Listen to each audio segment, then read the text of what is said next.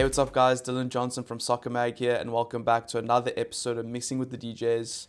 I'm joined by my fellow DJ Dylan Jack, and we are back after a long and boring international break. Pretty much nothing has happened. There aren't even too many injuries to talk about, but we're back, and it's week 12. Some exciting things happening in the Premier League, but I think we'll just kick things off straight away with Leicester versus Chelsea. I think Chelsea should take this one relatively comfortably. I think maybe first half Leicester will be in it, but I don't see them holding out for the whole 90. No, not at all. It's been a struggling season for Leicester. I mean, ending off by getting slapped silly 3-0 in Ruud van Nistelrooy's last game as United manager. This is going to be a really tough game for them. Chelsea are actually quite good away from home. I think they've been in a good, solid form when not playing it safe without the pressure of the home crowd there. So I think, this will should be a 2-0, 3-0 for Chelsea. Yeah, I agree. I think maybe like a 3-1. Yeah. Give Leicester something. They'll be fresh after the international break. Give them something. After that, we have quite an interesting matchup. Arsenal versus Nottingham Forest. And I think Arsenal are due to bounce back, but it's not going to be easy against Forest, who we've seen away from home are very difficult. I mean, they've won at Anfield, the only team so far to do that. It'll be interesting to see also who's available for Arsenal, because we never know who's available and who's not. I mean, Zinchenko had that quote saying that Arteta purposefully tries to mess with people to see who's injured and who's not. So I think if Arsenal have their full strength side, I think they'll edge this one. Yeah. But not going to be an easy game. Yeah, I think they will pretty much have a full strength side. That's the thing, is that they, as you say, Arteta likes to say, oh, but Saka, he can't finish a game against Chelsea. But it's been like sort of 2 weeks since they played Chelsea. So I don't know. They should really have a full strength side, which means they shouldn't really have an excuse to not beat Nottingham. Even though I think Nottingham have been very, very good away from home, as you say, winning at Anfield. I think they're second on the table in terms of form away from home, away form. So it's going to be tough, but I think Arsenal should get home 2-1. I think. I also think it's going to be a tight 2-1. Yeah. Chris Wood, I think, is going to cause them problems, but I think this could be the game where Arsenal set pieces back to their bread and butter, maybe 2 corner goals or something like that. Yeah. Then we have Aston Villa versus Crystal Palace, and I think we've spoken a lot about Crystal Palace this season, but I think Villa comfortably win this one, maybe 3-1. Yeah. Again, very tough season it's been for Crystal Palace. Really, really struggling, but. This is a game Aston Villa need to win. They've hit a bit of a wobble after quite a bright start. They've hit a big speed bump, so they need to bounce back. They need to get themselves back on track. So I think this is a game where they should be winning 2-0. Then I think this is probably going to be, for the neutral, the most exciting game of the weekend. Bournemouth versus Brighton. Both sides had great seasons or great performances this season. And I think it'll be an exciting one. Brighton, every week we know what they're going to do. They're going to try to win the game. They're coming off the back of beating Man City. Yeah. Bournemouth, I know they just lost to Brentford, in the last game week. But overall, they've been in great form. So I could see there being lots of goals in this one. I'm going to go for maybe a 3-2 or a 2-2. Yeah. I think a 2-2, I'm going to say. I think a 2-2 is fair. I mean, a 3-2...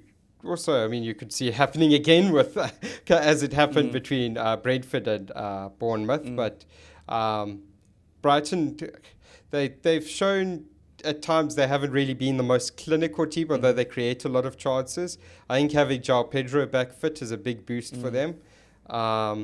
He offers that sort of almost 9.5 kind of role where he facilitates the midfield and the strikers and the forwards. I think that I'm with you with a 2-2. I think maybe even a sort of a 3-2 to Brighton. I could see them sneaking home here. I agree, and I think this one's tough to call, but I just know there'll probably be lots of goals. Yes, yeah. Then we have Everton versus Brentford, and I think this is a tough one to call because Everton have looked a lot better, and Brentford have been quite inconsistent with their results. Yes. I'm going to go for a stinky 1-1. Yeah. Everton will probably... Even though they've scored goals this season, I think their goal-scoring record this season has been way better than last season. It is. I think it's still just going to be a 1-1. I'm actually going to go and back Everton for this one. Okay. I'm going to go 2-1 to Everton, I think. Okay. I think just with Brentford away from home have been... I think they're one of 3 or 4 teams that haven't won a game away from home this season. They really haven't been up to the same standard that they have been at home. So yeah, I think if there is a game maybe that Everton could cause an upset, I think it's this one. So yeah, I think Everton might just be able to sneak a 2-1. Okay. I mean, I think if there's going to be a winner, I just have a feeling Yes. Everton are Yeah, going to do something this weekend. Yeah. Then we have Fulham versus Wolves, and another exciting one for the neutral. Yeah. I think both teams are going to go for this 100%, and Yes. Wolves now need to get points on the board. Yeah. So it's probably easier for Fulham to prepare because they know what Wolves are going to do. Then Yes. they're going to come and get the points here. Yes. I think this is also a tough one. I think I might just call this a 2-2 as well, just Okay. because I have a feeling both teams are capable of scoring, but I Yes. think Wolves' defense isn't amazing. No. It hasn't been amazing That's this what season. worries me with Wolves. Yeah. So I'm just going to give them, make it 2-2, Okay. cover my bases, Yeah. stay on the fence. Yeah, I'm going to go for a 2-1 to Fulham, just Okay. because, as you say, Wolves haven't been great defensively. They've often had sort of games of two halves where they're sort of great in one half, bad in the other. They did get off the mark in the last game week, which was good for them, which will be a huge confidence booster for them. And this is the start of what should be a very good run for them, which should lift them up the table. But I think I just don't see the beating Fulham Away from home, it's going to be a difficult It's going to be task. so tough, yeah. Then the biggest game of the weekend, we have City versus Spurs. Sure. And this is also a tough one Yeah, to call it is. because Spurs have just come the back of a loss. Yeah. A loss they shouldn't have, a game they should have won, they lost. And then, they beat City in the Carabao Cup, a game that they should have lost, but they won. So they do a Spurs result this weekend. yeah. And City are vulnerable. They're there for the taking. Yes. I know Guardiola's just signed a new contract, but realistically, I don't think that's going to change too much. This is a tough one. Because Spurs results against City are always really good. Yes, They're almost Guardiola's bogey team over the past couple years. I'm going to go for a 2-1 Spurs win, I think. I just think that the last time they played in the Carabao Cup, I know City's team was heavily rotated because of injuries, but I just felt that it looked like Spurs, every time they got the ball, they were a threat. Every single time they got the ball. And I think also the way that City played against Brighton was the same thing of that every time that last 20 minutes, 25 minutes that Brighton got the ball, they were straight at City centre-backs. So I think that's going to happen again this weekend, but I'm taking a risk. I'm putting my neck on the line here. 2-1 Spurs. 2-1 Spurs. What are your thoughts on that? Yeah, that's a fair call, I think. Yeah, just with the way City have been struggling. But City don't not City, win 5 in a row. the turnaround is coming. I Yeah. feel like it's going to come somewhere, and it has to start somewhere. I think this is the start. This might be the start of the turnaround for City, even though it is a bit early. I think if De Bruyne is fully fit, he's a massive boost to their attack, gives them a bit I know of a that there different are quite a few dimension. players that have come back this week. I Yes. think Yeah. Akanji's back. Yeah. I mean, De Bruyne should be fully fit at this point now, but you Yes. never know. You never know. But still, I just think the turnaround starts here. Yeah. I'm going to go for a 2-1 to City, I think, because it's just... Spurs, they always do this throughout the season. They have some really, really good results. They seem to be getting on a run, and then they hit a speed wobble, hit a wall. They just really, I think this is the start of City's. I mean, I'm backing Spurs 2-1 selfishly because I want City's run to continue. I'm backing City because I can't see Liverpool lift. But I could see Premier Spurs League also title. losing like 4-0 or something. They are capable of it. Yeah, they are very capable So, of it. I think City get the win. Yeah. Okay. Then on Sunday, we have Southampton versus Liverpool. Yeah. And Liverpool versus Liverpool A or Liverpool Academy. that it has been the feeder club over the past couple of years. But I think this one's going to be, on paper, everyone's expecting Liverpool to smoke Southampton. Yeah. But I guarantee that this is going to be probably out of this run of fixtures that Liverpool have had, on paper, this is the easiest one by far. Yeah. But I think this game will be one of the most difficult, coming off the back of an international break. Yeah. Southampton are going to have their best game of the season. I guarantee it. They will have their best game of the season this weekend. And I could see them maybe even going crazily 1-0 up and Liverpool having to sweat and grind. Yeah. I don't see Liverpool smoking them. Some people are probably going to be like, it should be 4-0, 5-0, 3-0. Yeah. I just don't think that's going to happen this weekend because this is Liverpool. Ever since I've supported Liverpool, that going to the worst team in the league is always Liverpool's most difficult fixture of the season. So I'm going to go for maybe a 2-1 conservative. I know I'm meant to be positive. I'm a Liverpool fan, but I just think I've seen these games unfold so many times that it would be stupid of me to say that Liverpool are going to win 5-0 so they just won't. So yeah, a 2-1 Liverpool. It's going to be a difficult game. Year of little faith. I have faith enough that they'll win.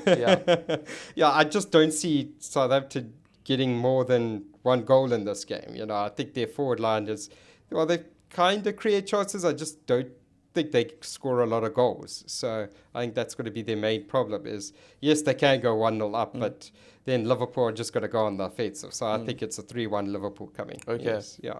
Nice. Then we have Ruben Amorim's first game against Ipswich away from home. Yeah. It's a pity it's not at Old Trafford because that would have been exciting. Yeah. But this is not going to be an easy game. I think it'll be a real test. Ipswich will have a go. Yeah. I like what I've seen from Ruben Amorim, both in what he said in his first interview and what I've seen from the training ground highlights that have been put up, which you assume has been done with his permission, because he was practicing shapes there. It looks like he's got to go straight in with a 3-4-3, which is very interesting. Because you sort of would have expected maybe he's going to go more conservative, go for 4-2-3-1 like United have been doing all season. But it looks, from the shape that they were training, it was sort of Johnny Evans at the centre back. They had, I think, Luke Shaw. Obviously, given that some players were still away with international duty, they had guys filling in at sort of left centre-back, right centre-back. So it looks like he's going to be employed that sort of wing-back system with two number 10s supporting the striker, which is going to be really interesting. That's going to be exciting. Hopefully Bruno will be one of those. And maybe I'm sure Bruno's going to be one of those. Mm. Ugarte will be one of the central midfielders. Be interesting to see if he decides to pair him with a fit again Kobe Mainu, or whether he goes for Casemiro, because Ugarte and Casemiro have been doing quite well together. And then it's going to be interesting to see how that affects United sort of wide forwards like Rashford and Garnacho and, and sort of Diallo. Although Amad Diallo is more of a number 10. He's probably the winger who can most fit into that sort of number 10 role. Whereas Garnacho and Rashford are more sort of wide forwards, as I say. And if they could play anywhere else, it would only be striker. Probably be striker, They wouldn't be able to play as wing-backs because defence isn't their sort of thing. If they were to play wing-backs, Ipswich will be licking their lips. Let's go, 3 goals, baby. So you probably see Rashford being played more as a number 9, I think, at the start of this sort of tenure, and then you see Rashford and Højlund being paired off as number 9s, and then Garnacho more as an impact player, which I think suits him, which I've been calling for a long time, is that he's great as an impact player. It's when, because he still is quite raw with his decision making, and he's still got things to learn and technical aspects to grow into. So I think that's probably the role that suits it the best. But as for Amorim, I've just loved what he's been doing. He's been talking a lot about identity, a lot about creating this sort of siege mentality where he's got to protect his players at all costs, and I think that's something that United managers have sometimes not really had in the past. You had Mourinho, they've had to protect themselves from the players. Yes, Mourinho was sort of protecting himself at all costs eventually. Ten Hag was also sort of in a similar mode when he ended his tenure.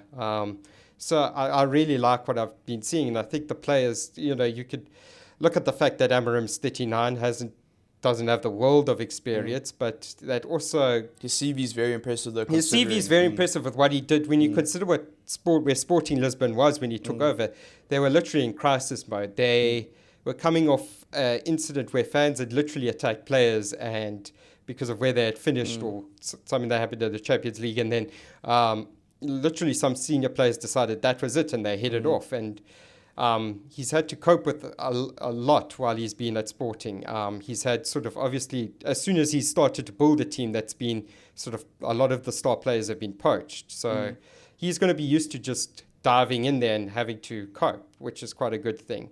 I also like that he sort of said that he's sort of been in where the players are. He's had to play as a centre-back, a right-back, a left-back. He's been that sort of jack of all trades while he was a player. He played central midfield, and he sort of spoke about experiencing that as a player and knowing what the players go through. And I think that's very important, because when you look at some of the past managers at United, they haven't really been able to empathise with the players in the same way. Putting Johnny Evans at left back, and then why are you doing badly? Yeah, exactly. It's sort of in managers that are sort of 50 years old and above, which means they can't really connect with the younger group of players in the same way. And I think Amorim will be able to do that. I mean, he's also got quite a fairly young coaching staff, 29, 30-year-olds, as his assistant coaches or assistant managers. So, yeah, I'm actually really excited to see what he comes up with in his first game. I am wary that it is Ipswich and Kieran McKenna, and he's going to want to prove a point. And given what happened between him and ruin the party, and he's going to be devising, and he is a great coach in his own right, is Kieran McKenna. I think it's going to be tighter than what some United fans might want it to be. I think as long as you get the win, it doesn't matter. The win is what matters. I think it's going to be a 2-1. I think a good 2-1. I still think goal scoring might be a problem, even though the system changes. The goal scoring issues will still kind of be there.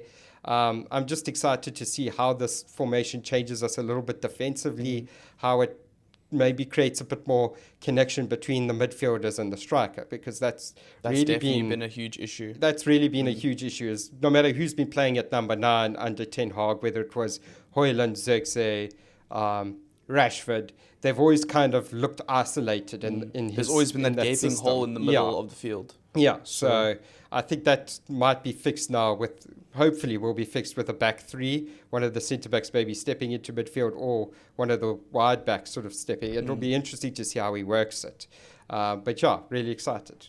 I also think this is going to be a tough game, just because, Ipswich, they're just a difficult team to beat. Yeah. So I'm going to have to back United. I think that new manager bounce, and I think we've seen over the past couple games that especially someone like Bruno looks back to his best. Yes. And I think what the new system will be trying to get the best out of him, not just getting this Bruno hoofball of get release Garnacho, release Rashford, get Bruno on the ball in areas just inside or outside the box, see if he can get more goals. Yes. I think I'm also going to go 2-1 United, but I don't think it's going to be a walkover. But no, it's not. It is going to be tough. United. Yeah. Then the final game of the game week, we have Newcastle versus West Ham, and I don't see any other result but Newcastle winning this one. I think this is the week where Lopetegui's gone. I mean, we've been saying that for a while, but somehow he's still in there. But I think Newcastle take this 3-1. Yeah. I think Newcastle have found good form, and their attacking players look good. I think on the international break, also their attacking players were doing well. Yes, I think all their players were pretty much doing well. Yeah. So, 3-1 Newcastle. Yeah. I'll back you up on that with the 3-1. Yeah, I think that West Ham have just been, for the most part, they've been abysmal, aside from a couple of wins. They really have been poor. I think this should be quite an easy win for Newcastle. The players have been in really, really good form, as you say. West Ham, not so much. So, 3-1 Newcastle. Okay, cool. Well, thank you so much for joining me, Dill. That has been Mixing with the DJs preview for game week 12 of the Premier League, back from the international break. As always, don't forget to like, comment, subscribe, etc. Let us know what you think about Ruben Amorim, what you think about all the other games. Can Spurs do something against Man City? What do you think of Pep Guardiola renewing his contract, etc., etc. Let us know. Thanks for watching, and thanks for joining, Dill. Thanks. Cool.